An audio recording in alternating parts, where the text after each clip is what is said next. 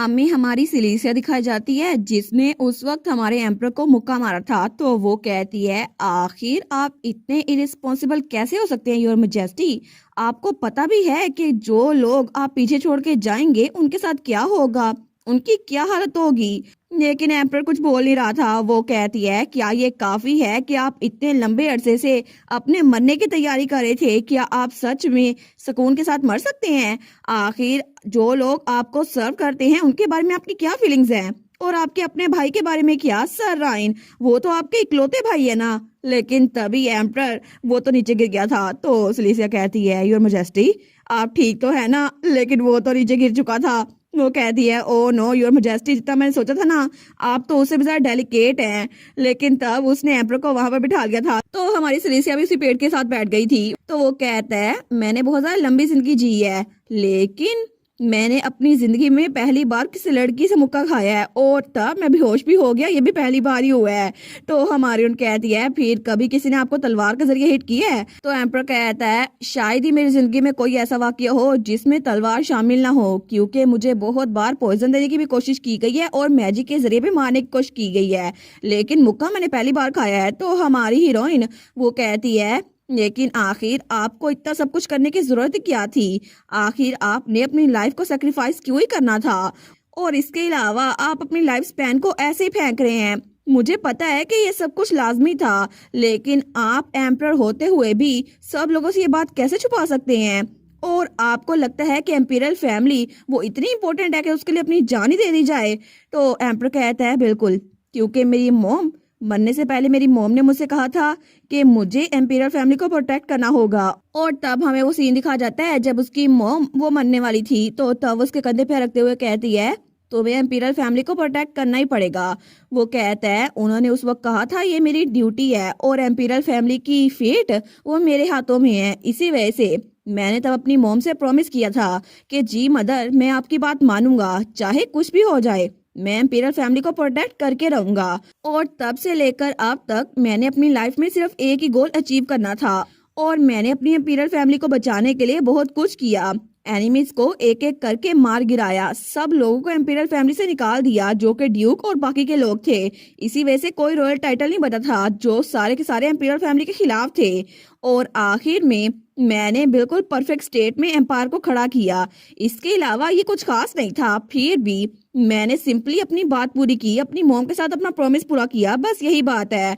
तो हमारी सिलीसिया उसकी तरफ देखती है, लेकिन तब वो सर झुकाते हुए कहती है, आप कितनी बेवकूफाना बातें करते हैं ना, लेकिन क्या आपको एम्परर बनने पे कभी भी पछतावा नहीं हुआ? तो वो कहता है, बिल्कुल भी नहीं। तो हमारी हीरोइन कहती है, क्या आपको मौत से डर लगता है? वो कहता है, नहीं। तो हमारी हीरोइन कहती है, तो फिर क्या कभी आपने दोबारा से जिंदा रहने की कोशिश की है? आपको लगता है कि आप जीना चाहते हैं? तो एम्पर कहता है, वेल, मुझे लगता है कि इतना इतना तो मैं चाहता हूँ, क्योंकि तुम्हारे साथ जो भी वक्त मैंने गुजारा था ना, वो सारा का सारा बहुत ज्यादा इंजॉयबल था, और मुझे लगता है कि मैं खुश हूँ कि अभी तक मैं जिंदा था। तो हमारी सिलीसिया कहती है, क्या? वो तो ब्लश करी थी। वो कहती है, सच में आपको मेरे साथ वक्त गुजार के मजा आया था? लेकिन आप मजाक तो नहीं कर रहे हैं ना? तो एम्पर हंसते हुए कहता है, नहीं नहीं, आखिर मैं इस मौके पर मजाक कैसे कर सकता हूँ? ये सब कुछ स्टार्ट ऐसे हुआ था कि हमें सीक्रेट में पूरी एम्पायर की इंस्पेक्शन करनी थी, और तुम्हारे साथ मैं पूरे एम्पायर को अपने मरने से पहले एक बार देख पाया, और इसी वजह से मैंने अपनी लाइफ में ये टाइम बहुत ज्यादा एंजॉय किया। और मेरी लाइफ के सबसे ज्यादा एंजॉयबल मोमेंट्स यही थे जो मैंने तुम्हारे साथ गुजारे थे। तो हमारी हीरोइन उसको देखती है, वो तो ब्लश कर रही थी। वो कहती है, योर मैजेस्टी, लेकिन अगर मैं आपके साथ हमेशा रहूं तो क्या फिर आप जिंदा रहेंगे? प्लीज मुझसे प्रॉमिस करें ना, अगर ऐसा ही है तो मैं हमेशा के लिए आपके साथ रहने के लिए तैयार हूँ। तो एम्पर उसकी तरफ हैरान होकर देखता है। वो कहता है, क्या? लेकिन तब उसे कहता है, ये प्रपोजल की तरह साउंड कर रहा है। तो हमारी उन कहती है, प्रपोजल? वो कहती है, नहीं नहीं, मैं प्रपोज नहीं कर रही आपको, मैं तो बस ये कह रही हूँ कि हमारी तो पहले शादी हो चुकी है ना, मैं तो बस वो। तो हमारा हीरो कहता है, बिल्कुल मुझे पता है, हम दोनों पहले ही शादीशुदा हैं, लेकिन वो मैरिज रजिस्ट्रेशन पता नहीं कहाँ से आ गई, पता नहीं किसने फाइल की थी। लेकिन तभी उसे कुछ एहसास होता है। वो कहता है, एक मिनट। वो कहता है, किसी को नहीं पता ना कि वो मैरिज किसने रजिस्टर की थी, है ना? लेकिन तभी उसको एक आइडिया आता है, और तब थोड़ी देर बाद शाम के वक्त उन दोनों बच्चों की आंख खुलती है। तो सिलीसिया उन बच्चों के पास आती है। वो कहती है, बच्चों क्या तुम लोग उठ गए? तो वो लोग कहते हैं कि यार तुम कौन हो? रेड विच कहाँ पर गई? क्योंकि सिलीसिया का हेयर और आंखों का कलर चेंज हो गया था। तो हमारी हीरोइन कहती है, रेड विच बाकी बच्चों को बचाने के लिए गई है, जैसे उन्होंने तुम्हें बचाया था ना, बिल्कुल वैसे ही। और सिस्टर ने जाने से पहले मुझे कहा था कि मैं तुम लोग को प्रोटेक्ट करूं, ठीक है, इसी वजह से मैं तुम लोग के पास आई हूँ। लेकिन वो इंसान जो वहां पर है ना, उसे तुम लोगों से कुछ काम है, तो क्या तुम उसका काम करोगे? तो वो दोनों बच्चे उस तरफ देखते हैं तो वहां एम्पर खड़ा था और उसके हाथ में एक डॉक्यूमेंट था। तो तभी वो बच्चे उठ के उसके पास जाते हैं। तो एम्पर कहता है, तुम दोनों रेड विच को रीपे करना चाहते हो? तो वो दोनों बच्चे कहते हैं, क्या सच में हम उसको रीपे कर सकते हैं? तो एम्पर कहता है, बिल्कुल तुम कर सकते हो। अभी के लिए मैं तुम दोनों को बहुत सा इंपॉर्टेंट मिशन देने वाला हूँ, ठीक है? और उन दोनों को वो डॉक्यूमेंट पकड़ाता है। तो एम्पर कहता है, अब से तकरीबन 7 साल बाद तुम लोग को ये सील लगा हुआ डॉक्यूमेंट कुछ भी करके किसी भी तरह चर्च के टेंपल पे पहुंचाना होगा, ठीक है? और तुम्हें सीधा ये प्रीस्ट के हाथ में देना पड़ेगा, किसी और के हाथ में नहीं देना। और तभी दूसरी तरफ जहाँ पे वो दरवाजा सील किया हुआ था ना, उस दरवाजे को खोल देता है और वो था राइन, जो बाकी प्रीस्ट के मना करने के बावजूद भी अंदर बढ़ रहा था और उस मैरिज डॉक्यूमेंट को देखने के लिए आगे बढ़ रहा था। लेकिन तभी रायन को वो डॉक्यूमेंट मिल भी जाता है और तब वो उस डॉक्यूमेंट को उठाते हुए कहता है, मुझे नहीं लगता कि ये मैरिज किसी ने खुद ही फाइल की थी। मुझे लगता है ब्लेसिंग या जो कुछ मर्जी करो, ऐसा लगता है कि ये डॉक्यूमेंट किसी ने जानबूझ के नकली बनाया है। लेकिन जैसे उस डॉक्यूमेंट को खोलता है ना, उसकी तो आंखें खुली की खुली रह गई थी। वो कहता है, क्या ये हैंडराइटिंग तो मेरे भाई की है, लेकिन कैसे? और तब पास्ट में हमारा एम्परर उस बच्चे को डॉक्यूमेंट देते हुए कहता है, अभी के लिए तुम लोग को जो कुछ करना पड़े ना जिंदा रहने के लिए करो, चाहे चोरी करनी पड़े चाहे जो कुछ मर्जी, लेकिन तुम लोग का मिशन ये है कि तुम लोग को जिंदा रहना है और ये डॉक्यूमेंट तकरीबन 7 साल बाद चर्च में जाके खुद डिलीवर करना है। तो वो बच्चे कहते हैं ठीक है, और उनको बाय करके वहां से जा रहे थे। तो सिलीसिया कहती है, क्या ये ठीक रहेगा?